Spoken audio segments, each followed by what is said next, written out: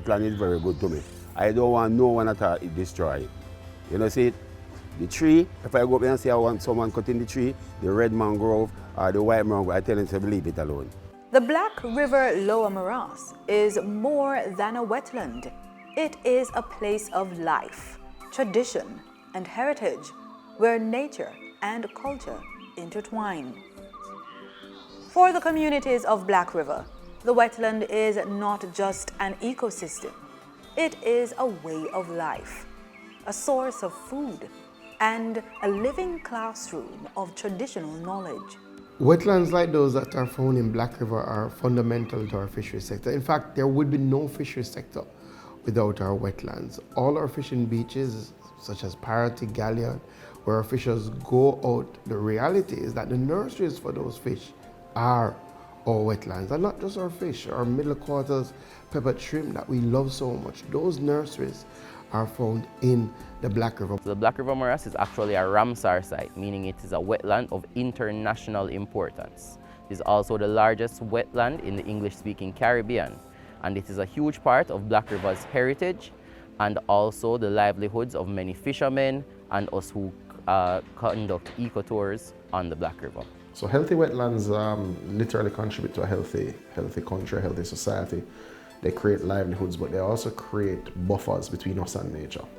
So in the recent Hurricane Melissa, we'd have seen over 2,000 hectares of mangrove forests between St. Elizabeth and Westmoreland badly degraded. Now when one contemplates a storm surge that would have protected us from, you can imagine the level of damage would have been far worse if you didn't have healthy mangrove forests in those areas to protect you from what was a very bad storm surge.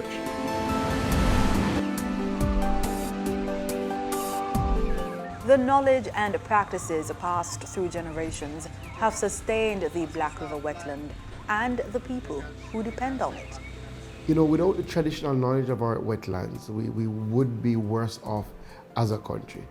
Our local people know where our mangroves were originally, know where they grow, know how flooding and water channels operate. And in fact, we have to use those traditional knowledge to keep our wetlands safe, to keep our wetlands strong. So it is fundamental that those who know are activated as a part of our wetlands protection system, that they are consistently utilized, called upon, that their knowledge is used in looking at things like development permits, in looking at things like developing our roadways.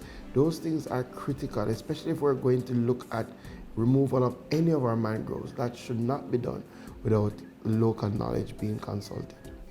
You know, science is very important to understand academically and scientifically the environment around us so that we know how best to treat it and how to have the least possible impact on the environment. But you know, you never ignore what your grandmother used to tell you, right? So understanding how these ecosystems function, what is cyclical and what is not, from a time where there may not have been documented tracking of these things is particularly important. So engaging with elders, with community-based organizations, with persons that live in the area to better understand how these systems operate is particularly important. Traditional knowledge has definitely helped us to know that the practices, some of the practices that we used to do in the past used to cause harm. At times there used to be dunder released into the river, accidentally of course. We know that that causes great destruction, kills a lot of the small fish and shrimp, and that damages the population of fish and also the population of crocodiles on the wetland, in the wetland. Also, when we have wildfires at times, they rage on for days. However, we do know that a rising tide or rainfall will put them out. Yeah, you have rule up the river, you know. While they practice the rule, you must not run hard on the river. Hard on the river, you're supposed to chuckle. But you see when you run the engine hard on the river, you see the banking, it rock like this and break off and wash go into the ocean. So you're killing the wetland.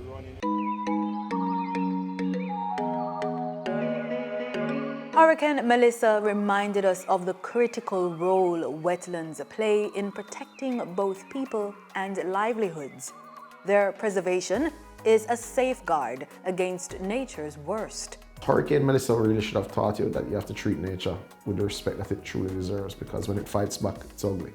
From the evidence that we can see, it seems as if storm surges probably as high as 40 feet came through here. Up to say approximately 6-7 miles upriver, we can still see areas of damage where waves would have flattened grass, trees and everything. What also occurred was that our building, despite having some very heavy metal roller shutters were destroyed completely. Unfortunately, we suffered a bit of looting as well.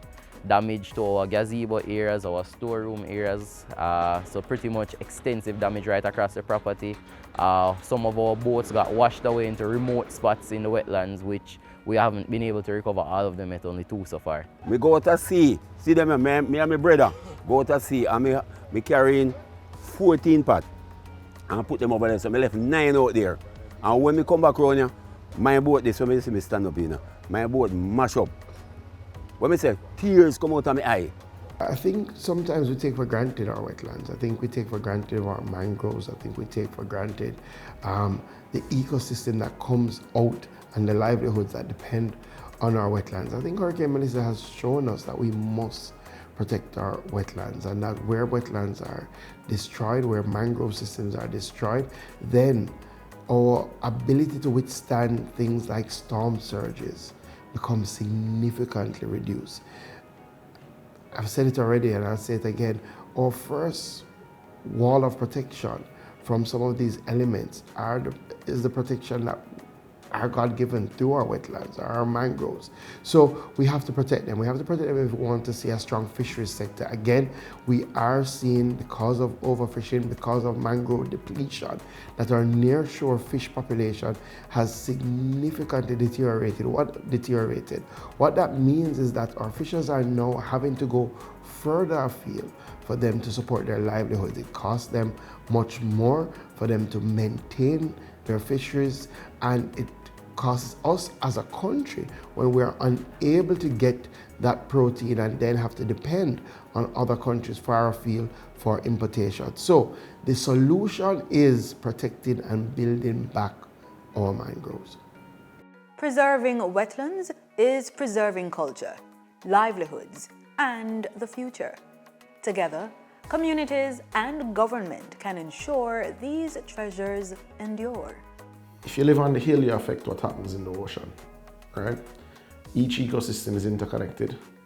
Every part of our environment is interwoven. The public has to start to become more conscious. Wetlands should be viewed as more than swamps. They're very complex ecosystems that give home to many different marine creatures, many different forms of plants. In fact, on this very wetland, we have a species of fern endemic to this very wetland here. Nowhere else in the world can you find it, not even in Fern Gully. So it is very important that Jamaicans understand the value of these wetlands, not just think of it as a piece of bush over there. So. From where I go, I come up and tell you, say, protect what you have. Protect what you have. For you don't know when you will get it back. So protect what you have. Yes. For Jamaica, you see Jamaica, I feel it. On World Wetlands Day, we are reminded that wetlands sustain our lives, our culture, and our future. Protecting them today ensures they endure for generations to come.